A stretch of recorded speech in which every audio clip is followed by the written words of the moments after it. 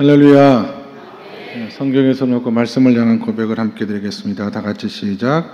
하나님 말씀에 생명이 있습니다. 하나님 말씀에 은혜가 있습니다. 주의 말씀을 깨닫게 하시고 이 말씀대로 살아가게 하옵소서. 아멘. 좌우 앞에 계신 분들에게 잘 오셨습니다. 은혜 많이 받으세요. 이렇게 인사해 주시면 감사하겠습니다. 잘 오셨습니다.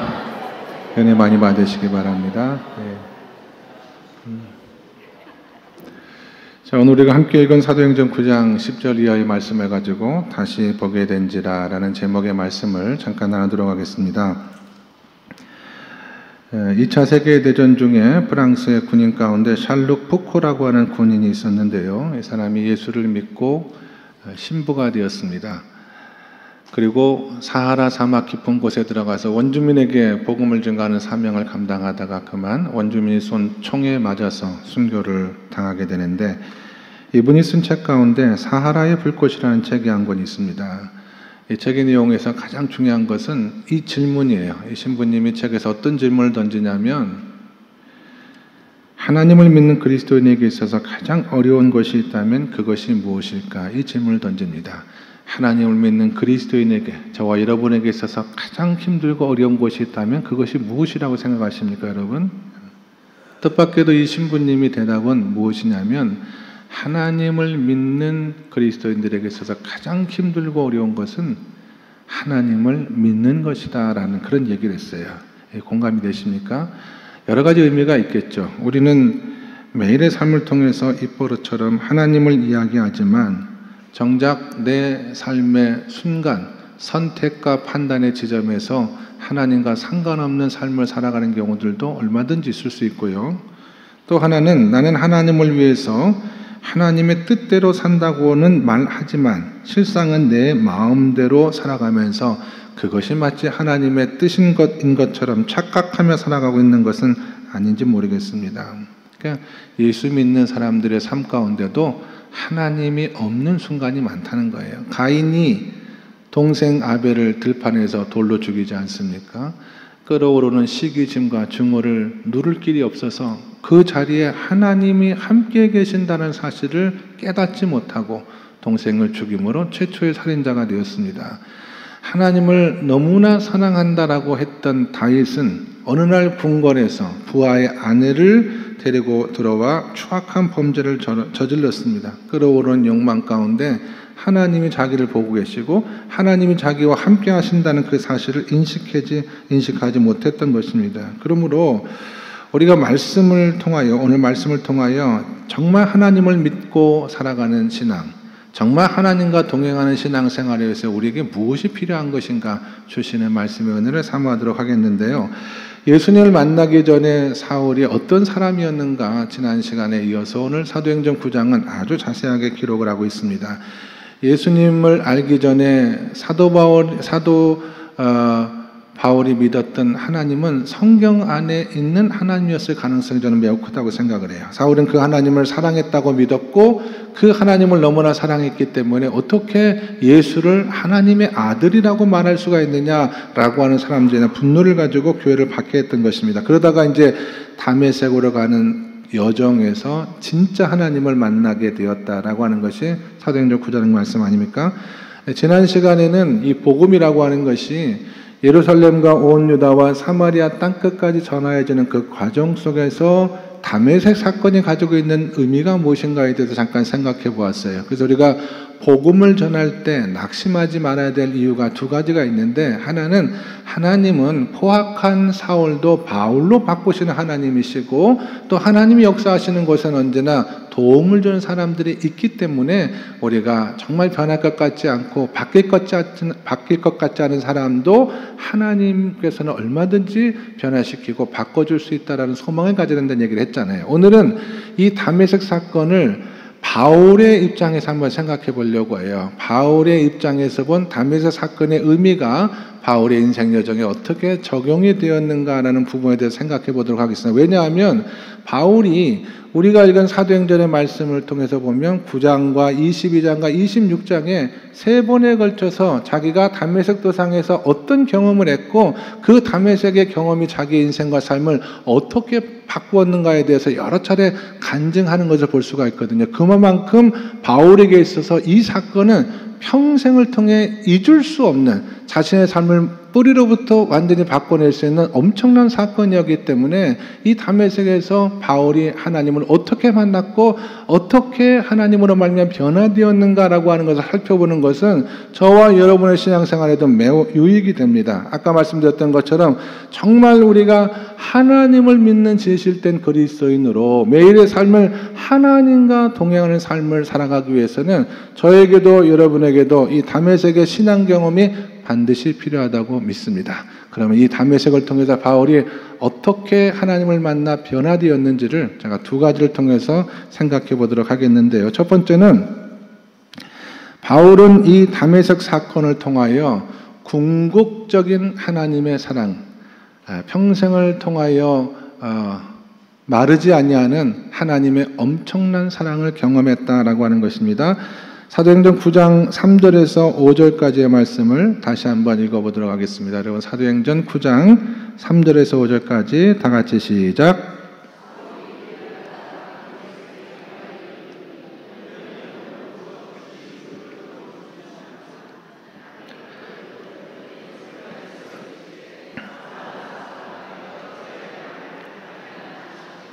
대답하되 주여 누구시니까 이르시되 나는 내가 박해하는 예수라. 아멘. 지난 시간에도 말씀을 드렸습니다마는 다메섹으로 가는 여정 속에서 빛 가운데 오신 예수 그리스도를 이제 바울이 만납니다. 바울이 그 일행 가운데 가장 도덕적이고 윤리적인 사람이었기 때문에 하나님이 바울을 콕 집어서 찾아오신 것이 아니라 오히려 가장 포악하고 가장 우두머리였던 당시 그리스도인에게 악 그 자체였던 이 사람에게 주님의 아가페적 사랑이 임하게 된 것입니다.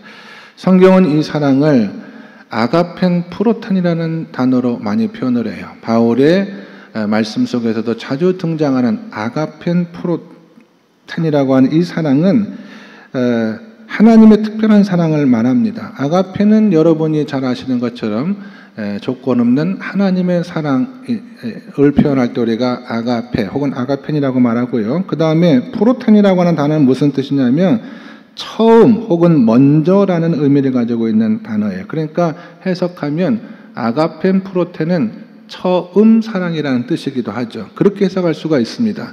요한계시록 2장 4절의 말씀에서 사도 요한이 에베소 교회에 관한 말씀을 주실 적에 이런 말씀을 하거든요. 그러나 너를 책망할 것이 있나니, 칭찬을 2가지 한 다음에 그러나 너를 책망할 것이 하나 있는데 너희가 처음 사랑을 잊었다라고 할 때 그 표현도 아가펜 프로텐입니다. 그런데 이 아가펜 프로텐이라고 하는 이 프로텐이라는 말은 또 다른 중요한 의미를 가지고 있습니다. 처음이라는 의미도 있지만 이 프로텐은 어떤 순간 혹은 어떤 시간, 어떤 장소, 어떤 순서에 있어서 가장 중요한, 최고로 중요한 의미를 가지고 있는 단어이기도 하거든요. 그렇게 해석을 하면 아가펜 프로텐은 하나님의 최고의 사랑, 바울로 하여금 궁극적인 하나님을 경험하게 했던 엄청난 사건이었다라고 하는 것을 알 수가 있습니다. 바울은 이 엄청난 하나님의 사랑을 경험한 후에 완전히 새로운 사람으로 변화되었다라고 한다면 이 바울에게 고백되어진 이 아가펜 프로텐의 사랑이 무엇인가를 우리가 깨달아는 것이 매우 중요합니다. 바울이 이후에 왜 하나님께서 그 많은 일행들 가운데 하필이면 나만 콕 집어서 이런 엄청난 사랑을 부어주셨을까? 아무리 생각하고 또 생각해도 그 답을 인간의 논리로는 찾을 수가 없었어요. 훗날 바울이 에베소의 말씀을 기록하면서 1장 4절에서 이런 고백을 하거든요. 창세전부터 하나님께서 그리스도 안에서 나를 정해 주셨다. 그것밖에는 해답이 없다. 하나님이 아주 오래전 창세전부터 나를 당신의 자녀로 삼아주셨기 때문에 내 인생 여정 가운데 그런 엄청난 사랑을 경험할 수 있는 하나님 특별한 은혜가 임했다라고 바울이 고백을 한 것입니다. 하나님께서는 그렇게 신비스러운 아가펜 프로텐으로 자신을 구원해 주셨다는 그런 뜻이기도 하죠. 그래서 우리 성도님들 있지 않습니까? 저도 그렇고 우리 성도님들도 신앙생활의 여정 가운데 이 아가펜 프로텐의 하나님의 사랑을 경험하는 것이 매우 중요해요. 그래야 우리의 신앙이 하나님을 향한 진실된 신앙이 될 수가 있고, 이 아가펜 프로텐의 사랑을 경험해야지 우리가 매일매일 하나님과 동행하는 실제적인 삶을 살아갈 수가 있기 때문에 그렇습니다. 근데 하나님은 언제나 누구에게나 이 사랑을 주시기 원하시는 하나님이신 줄로 믿으시면 아멘 하시기 바랍니다. 저에게도 여러분에게도 하나님은 이 사랑을 우리에게 부어주시기 원하시는데, 중요한 것은 아무나 이 사랑을 경험하고 아무나 이 사랑을 깨달아 알 수가 없다라고 하는 거예요. 이 하나님의 사랑이 나에게 불같이 임했을 때 그 사랑을 받을 수 있는 마음의 준비가 있어야 돼. 하나님의 특별한 은혜와 사랑을 사모하는 마음이 있어야 되고, 그 하나님의 사랑이 나를 붙들어 내 심령과 믿음을 새롭게 변화시킬 뿐만 아니라 내 가족도 변화시키고 내 자녀들도 변화시키고 우리 교회와 이 세상을 완전히 변화시키는 그런 놀라운 역사가 임하게 해달라고 사모하고 기도하는 그 마음이 적어도 우리에게 필요하지 않을까, 그런 생각을 하게 되거든요. 저도 이 아가펜 프로텐의 사랑을 경험했죠. 저는 27살 나이 때 이 사랑을, 그러니까 지금으로부터 30년 전에 경험했던 이 사랑이 오늘날까지 하나님의 말씀을 증거하고 교회를 섬기는 제 마음의 원동력이 될 수가 있었던 거예요. 바울도 자기의 신앙을 간증하는데 저도 간증할게요. 여러분 아시는 분은 아시는 제 간증입니다. 제가 성경 공부라든지 교육을 인도할 때 가끔 그런 얘기를 해드렸거든요. 제가 처음으로 십자가에서 예수님이 나를 위해서 죽으셨구나라는 그 은혜를 경험한 때가 고등학교 2학년 때거든요. 그 은혜가 너무나 커서 제가 바로 신학대학에 이제 지원을 하게 되지 않았습니까? 그런데 신학대학, 그렇게 입학한 신학대학은 하나님의 말씀을 배우고 기도하기에 적절한 환경이 아니었어요. 제가 가서 보니까 그때는 대한민국 전체가 정치적인 혼돈과 격변의 시기를 지나가던 그런 때였기 때문에 저는 신학교 1학년 때 하나님의 말씀을 택할 것이냐 아니면 이념을 택할 것이냐, 그 갈림길 앞에 서게 됐었습니다. 근데 제가 그때 하나님의 말씀 대신에 이념을 선택했죠. 왜냐하면 그때 생각하기에 이 부조리하고 불합리한 세상을 바꾸기에는 하나님의 말씀과 하나님의 세상으로는 불가능하다, 하나님의 말씀과 하나님의 사랑으로는 불가능하다고 판단을 했어요. 제가 보기에는 하나님의 사랑은 세상을 바꾸기에는 너무나 나약해 보였습니다. 제가 끝까지 채플실에서 하나님 앞에 눈물로 기도하며, 하나님 제가 말씀을 택해야 됩니까? 이념을 택해야 됩니까? 기도할 때도 하나님 저에게 끝까지 아무 말씀하지 않으셨어요. 그래서 제가 그때 하나님의 말씀을 버린 거예요. 그리고 학생운동과 노동운동에 깊이 빠지지 않았습니까? 이념과 조직의 힘으로 세상을 바꿔보려고 몸부림치며 살았는데, 그래서 제가 지방에 있는 그 큰 조선소에 가서 위장취업을 해가지고 거기서 내 인생을, 내 꿈을 펼쳐야겠다, 그렇게 하다가 어느 날 꽤 괜찮은 현장에 노동자 한 분을 제가 포섭을 하려고, 그 사람 신방이 굉장히 많은 사람인데 그 사람과 같이 이제 공부를 하자고 제안을 했는데, 뜻밖의 그분이 저에게 자기가 다니는 교회에 딱 한 번만 나와주면 나랑 공부를 하겠다는 거예요. 교회에 딱 한 번만 나오면 저를 전도한 거예요, 그분이. 그래서 제가 알겠다고, 한 번 나가는 게 뭐가 어렵겠느냐, 같이 나와주기만 하면 공부를 시작하겠다고 하니까 제가 그 나간 그 예배에서, 그게 울산 한신교회, 제가 이제 기장교회니까 간 거예요. 울산 한신교회가 기장교회인데 그 교회 다니시더라고요. 그 예배에서 제가 엄청난 하나님의 은혜를 입은 거예요. 그 자리에서. 그러니까 목사님께서 그때 누가복음 19장의 말씀을 가지고 설교하셨거든요. 그게 무슨 내용이냐면 삭개오에 관한 말씀이에요.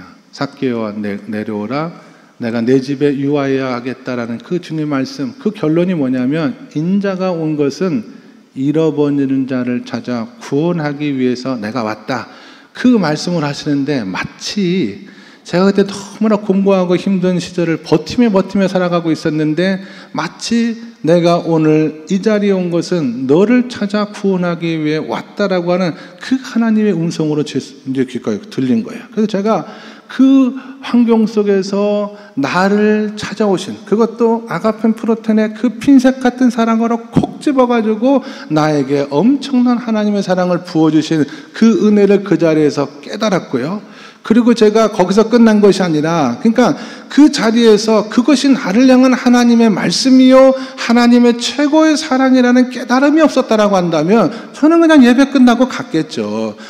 아무런 은혜도 아무 감동도 받지 못하고 제가 살았던 삶의 길을 그대로 걸어갔을 터인데, 그때 하나님께서 아가페 프로테의 사랑으로 저에게 강하게 역사할 때 그 사랑을 제가 붙든 거예요. 그리고 나서 하나님 앞에 기도의 삶을 제가 시작했습니다. 홀로 일하면서 하나님 앞에 기도할 때 하나님은 그때 채플시에서 그렇게 기도할 때도 응답을 꿈쩍도 안 하시던 하나님께서 저에게 말씀을 주시는 거예요. 불합리한 이 세상은 투쟁으로 바꿀 수 있는 것이 아니다. 세상을 바꿀 수 있는 것은 오직 사랑과 용서의 힘밖에 없고, 그리고 십자가는 예수님의 사랑의 무기력함의 증거가 아니라 오히려 하나님의 뜻을 이루기 위한 거룩한 희생이었다는 사실을 깨닫게 해주셨고요. 아무리 제도가 바뀌고 세상이 바뀌어서 세상이 바뀐다라고 할지라도 그 안에 있는 인간 삶은 온전히 구원될 수가 없고, 인간은 평화로운 삶을 살아갈 수가 없다. 오직 복음이신 그리스도 예수의 사랑만이 가능하게 한다라고 하는 진리를 깨닫게 해주셨습니다. 그러니까 제 인생을 통틀어서 저에게 있어 다메섹은 어디냐면은 그 울산의 작은 교회가 저에 있어서 다메섹입니다. 그래서 우리가 신앙생활하면서 이 다메섹의 은혜 있지 않습니까? 바울이 최고의 하나님의 사랑을 경험했던 이 다메섹의 은혜가 임할 때 우리가 비로소 새로운 삶을 살아가 변화된 삶을 살아갈 수가 있게 된다라고 하는 것입니다. 그리고 이 하나님의 아가펜 프로펜의 사랑은 항상 우리 곁에 있어요. 항상 이 예배 가운데도 있습니다. 이 예배드리는 분 가운데 한 명의 영혼이라도 나에게 주시는 그 하나님의 음성을 붙들 수만 있다면, 그리고 그 하나님과의 관계 속에서 인생과 삶의 문제의 해답을 얻을 수만 있다면 우리도 이 순간 하나님의 최고의 사랑으로 변화될 수 있는 위대한 하나님의 종이 될 수가 있다는 사실 꼭 기억하시고, 하나님 아가페 프로펜의 사랑으로 내 삶이 주의 은혜 가운데 완전히 새로워지는 삶이 되게 해달라고 기도하시는 저와 여러분 모두가 다 될 수 있기를 간절히 축원합니다. 두 번째, 바울은 이 다메섹 사건을 통해서 또 하나 엄청난 은혜를 경험하게 되는데, 그것이 무엇이냐면 다시 보게 되는 은혜를 경험하게 되었다라고 하는 것입니다. 여러분, 사도행전 9장 17절에서 19절까지의 말씀 같이 한번 읽도록 하겠습니다. 다 같이 시작.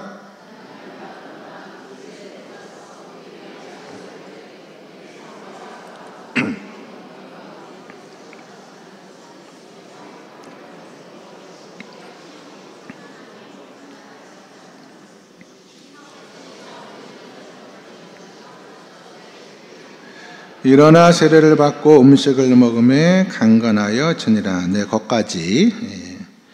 아나니아의 안수와 동시에 사울의 눈에서 비닐 같은 것이 벗어져 다시 보게 되었다라는 말씀이죠.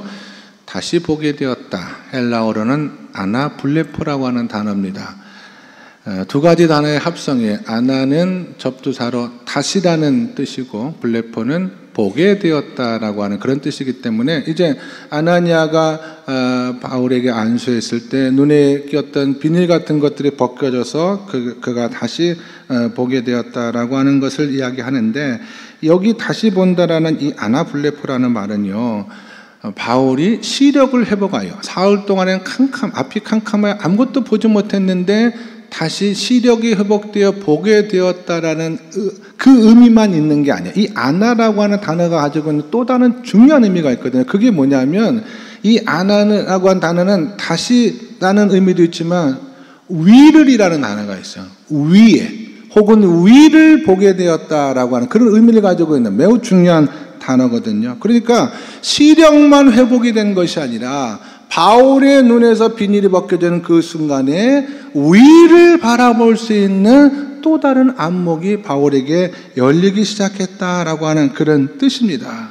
그래서 그 위에 있는 것이 무엇이냐? 17절에서 20절까지 말씀 제가 간단하게 다시 얘기하면, 아나니아가 떠나 그 집에 들어가서 그에게 안수하니 즉시 사울의 눈에서 비닐 같은 것이 벗어져 다시 보게 된지라. 일어나 세례를 받고 음식을 먹으며 강건하여졌다고 그랬잖아요. 그 다음에 보니까 그 다음에 사울이 다메섹에 있는 제자들과 함께 며칠 있을 때 즉시로 각 회당에서 예수가 하나님의 아들이심을 전파했다. 이렇게 성경을 기록하고 있지 않습니까? 그러니까 눈에서 비늘 같은 것이 벗겨지고 난 다음에 다시 시려보고 회복했을 뿐만 아니라 바울이 뭘 봤느냐? 자기가 그토록 핍박했던 예수 그리스도가 하나님의 아들이라는 사실을 보고 깨닫게 되었다라고 하는 것을 성경은 증언하고 있는 것입니다. 그러니까 지금까지 바울이 보았던 세상은 그냥 눈에만 보이는 세상만 바라보던 그런 눈이, 현실만 바라보던 눈이었는데 아나불레포의 이 은혜를 경험한 다음에 바울에게는 위를 바라볼 수 있는 새로운 눈이 열리게 되었다라고 하는 것입니다. 그래서 우리가 정말 하나님을 믿는 믿음의 사람이 되고 정말 매일의 삶을 하나님과 동행하기 위해서는 이 위를 바라볼 수 있는 이 눈이 열려야 된다라고 하는 그런 의미죠. 하나님은 우리 인간을 만드실 때 우리 얼굴에 눈을 하나만 심어놓은 것이 아니라 두 개를 심어놓았어요. 우리는 눈을 가지고 살아가는 삶이 아니라 눈들을 가지고 세상을 살아가는 사람이에요. 한쪽 눈은 정확하게 우리가 살아가는 세상을 바라보고 판단하고 직시하는 눈이고, 또 하나의 눈은 위로부터 하늘을 향해 열린 이 눈을 통해서 우리는 그 현실 너머에서 일하시는 하나님의 역사를 바라보고 우리 삶 가운데 그 현실 너머에서 일어난 일들을 바라볼 수 있는 그런 눈을 다시 갖게 되었다라고 하는 그런 의미가 됩니다. 굉장히 중요한 의미가 아닐 수가 없습니다. 여러분 신앙생활하면서 혹은 세상을 살면서 사려 깊다라는 이야기를 들어보신 적이 있을 거예요. 저 사람 참 사려가 깊은 사람이야 라고 할 때 그 사려 깊다라고 하는 뜻의 의미는 무엇이냐면, 그 사람은 지금 눈에 보이는 현실대로만의 삶을 살아가는 것이 아니라 그 현실 너머에서 일어나는 일들까지도 바라볼 수 있는 안목을 가지고 살아가는 사람이 바로 사려 깊은 사람의 특징이거든요. 그러니까 우리가 이 눈을 가지지 못하면 우리는 사려 깊은 삶을 살아갈 수가 없다라고 하는 뜻입니다. 어떤 일이 나에게 일어났을 때 이 일이 내 인생의 미래에 어떤 영향을 끼칠 수 있는 일이 되며, 내가 어떤 말을 하고 내가 어떤 행동을 했을 때 이 말과 행동이 다른 사람에게 어떤 영향을 끼칠 수 있을 것인가에 대한 것들도 바라볼 수 있는 눈을 가지고 살아가는 것이 바로 신앙인의 삶이 되어야 된다. 이것을 우리에게 가르쳐주고 있다라고 하는 것입니다. 이 눈이 열려지지 않으면 한 눈을 가지고는 외눈박이처럼 살아가는 인생에 절대 하나님의 깊은 사랑과 그분과 매일매일 동행하는 진실된 신앙생활이 어려워요. 예수님께서 예루살렘에 올라가서 내가 대제사장들에게 고난을 받고 박해를 받고 십자가에서 죽을 것에 대한 이야기를 할 때 베드로가 예수님을 말렸어요. 성경 원문에 보시면 예수님을 꾸짖은 거예요. 어떻게 인간들이 하나님의 아들인 예수의 못을 박을 수가 있습니까? 어떻게 하나님의 아들이 죽을 수가 있습니까? 하고 예수님을 끝까지 말렸던 것이 베드로였거든요. 베드로는 외눈박이였어요. 그냥 예수님 십자가에서 죽으실 것 같은 그런 두려움만 바라보는 눈을 가진 사람이었거든요. 예수님께서는 이미 여러 번에 걸쳐서 나는 고난을 받고 십자가에서 죽지 마, 사흘 만에 나는 부활할 것이라는 말씀을 여러 번 하셨거든요. 그 음성, 그 부활하신 예수를 바라보는 눈이 베드로에겐 없었기 때문에 예수님을 끝까지 붙들고 말렸던 것입니다. 이게 외눈박이들의 특징이에요. 자기들이 듣고 싶은 얘기만 듣고 자기들이 하고 싶은 얘기만 하는 건데, 예수님은 다르잖아요. 예수님은 두 눈들을 가지고 신앙과 믿음의 삶을 선포하시고, 다윗이 시편 19편 8절에서 이런 고백을 성경에 남겼습니다. 여호와의 교훈은 정직하여 마음을 기쁘게 하고, 말씀을 말하는 거예요. 말씀이 우리를 정직하고 우리의 마음을 기쁘게 할 뿐만 아니라 여호와의 계명은 순결하고 눈을 밝게 하시도다 그랬습니다. 여기 성경에 보면 눈을 밝게 하시도다 이렇게 되어 있습니다만은 사실 원문에 보시면 다윗은 단수로 말하지 않았어요. 히브리 말로 이 에나임이라는 단어는 복수입니다. 여호와께서 말씀을 통해서 내 눈들을 밝게 해주십니다. 이 뜻이에요. 그러니까 예전에는 말씀을 깊이 깨닫고 경험하기 전까지는 한 눈을 가지고 세상을 살아갔고 한 눈만을 가지고 신앙생활을 했다는 거예요. 근데 하나님의 말씀의 깊이를 깨닫게 보니까 하나님, 내가 두 눈을 가지고 내 인생과 삶과 세상을 바라볼 수 있는 그런 은혜를 깨닫게 되었습니다. 한 눈은 세상을 바라보지만 다른 한 눈은 그 세상과 현실 너머에서 일하시는 하나님의 놀라운 역사를 깨닫는 이런 눈을 갖게 되었어요. 이런 은혜가 있게 됐습니다 라고 하는 것을 고백하고 있는 말씀입니다. 굉장히 중요한 고백이에요. 이 눈이 열려질 때 우리 신앙이 완전히 새로워지고 무엇보다도 하나님의 말씀이 깨달아지는 역사가 나타나기 시작합니다. 여러분, 이 관점에서 성경을 바라보면은요, 해석하지 못할 하나님의 말씀이 하나도 없어요. 바울이 예수님을 만나서 눈이 멀고 사흘이 되던 날 아나니아가 와서 안수의 줌으로 새로 보게 되었다고 했잖아요. 두 눈이 열리는 삶을 경험했다고 했잖아요. 그리고 보니까 자기가 핍박했던 예수가 살아계신 하나님의 아들 그리스도라는 사실을 깨닫게 되었다라고 하는 것입니다. 그리고 바울이 어떤 고백을 성경에 하냐면 고린도후서 4장 18절의 말씀에 보시면 이런 말을 바울이 합니다.